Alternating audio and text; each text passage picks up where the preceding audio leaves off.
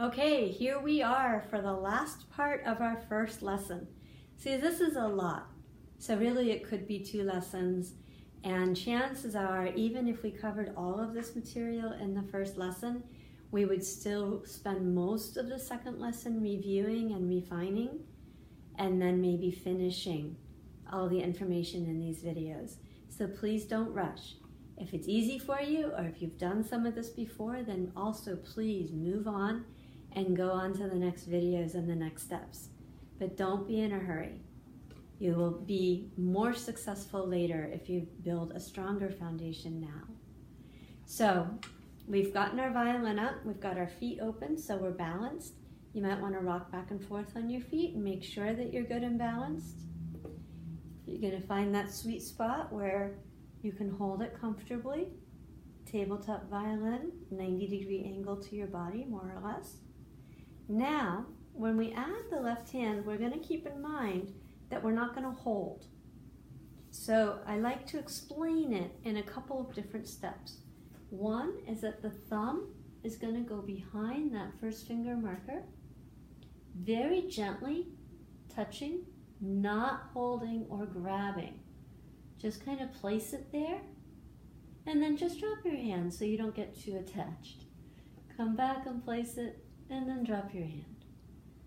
That's all you want, okay? The thumb is there because it's attached to everything else, but it should not have a strong role in what you're doing over here. So now take a look at my wrist. You'll see it's in a straight line with my arm, and my arm is hanging comfortably under the violin. So go ahead and let go again. Check yourself, make sure your head is still holding and it's still comfortable. Make whatever adjustments, you need. Now come back up and add your thumb. Check your wrist and your arm. Good. Now when we put the 1 down on that marker that we placed, never do this, I'm only doing that so you can see. You can see that I've got my knuckles fully engaged. So I tell the kids it's like building a house. This is my bee house, and this is the wall and a ceiling and a wall.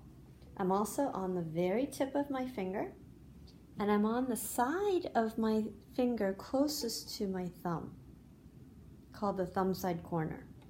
So I'm not over here. You see how that twists my hand? So I'm going to build my bee house, and I'm going to make sure that I have that wall, ceiling, wall, but I'm also going to make sure I'm not touching. Okay, back here, I'm not holding, and I have space down here. So the only thing that's actually touching the violin is my thumb is hanging out over here, and my first finger has gone down on the marker all the way to the fingerboard and built a house. Now we're going to shake out because everything probably slipped and went crazy while you were trying to figure that out. So go ahead and make the adjustments you need. Come back, add your thumb, make sure it's nice and loose. Check your wrist, check your arm. Now drop that 1, don't push or press, just drop it until it can't go anymore because it's met the fingerboard. Check your house, check your thumb side corner, and drop your hand and shake out. Maybe go back to rest position and shake everything. You don't want to get tight or tense or tired. And put it back up. Find your sweet spot, test yourself, add your thumb, check your wrist and your arm, and build a bee house. Now you're going to swing up right next to your 3rd finger marker or on your 2nd finger marker, depending on what you decided to do. And you're going to do the same thing. You're going to build a house with that front knuckle engaged, and you're going to drop until you feel the fingerboard. Now camp out there for a minute and look at my wrist and my hand. You see how my wrist is still straight? It's not under the violin. And my hand is starting to turn. So I'm going to drop and just watch for a moment. When I was on 1, my hand was kind of looking at the scroll. My knuckles were facing the scroll. And as I'm going to 2, my knuckles are starting to turn to face the camera. So now when I drop 3, my knuckles have turned almost fully to the camera. my wrist has come forward with my 3.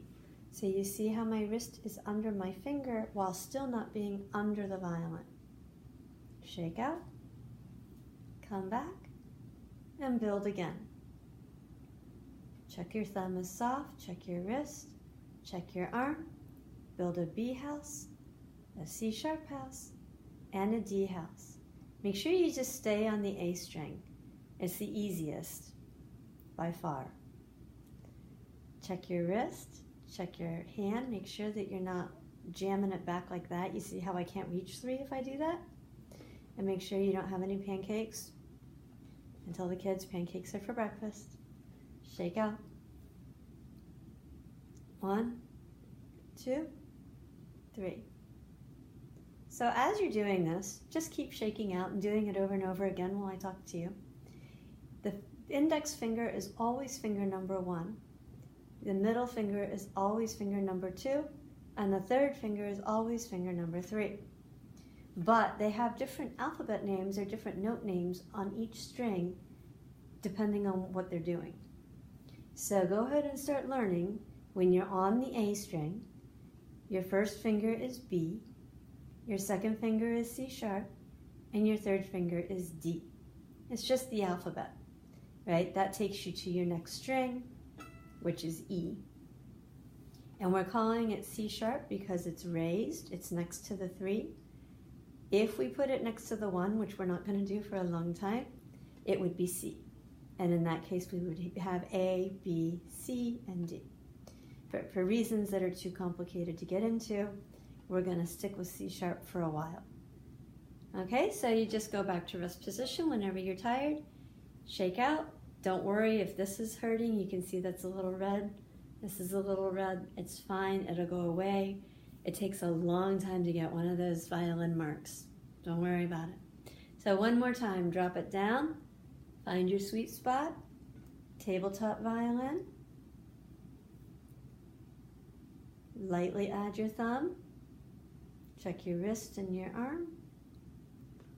Build your B house, drop it down. Build your C sharp house, drop it down and turn your hand. Build your D house, drop it down and turn your hand. Keep your pinky up. Don't let it do that.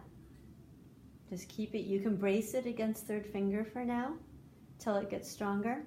That's certainly better than allowing that. Okay? So you're going to need to do that about 1,000 times, no joke. But if you can do that again, now can you imagine keeping track of this, keeping track of this, and keeping track of this, and then on top of that trying to read the music? It's a lot, so don't be in a hurry. Take your time, get this, get this, get this.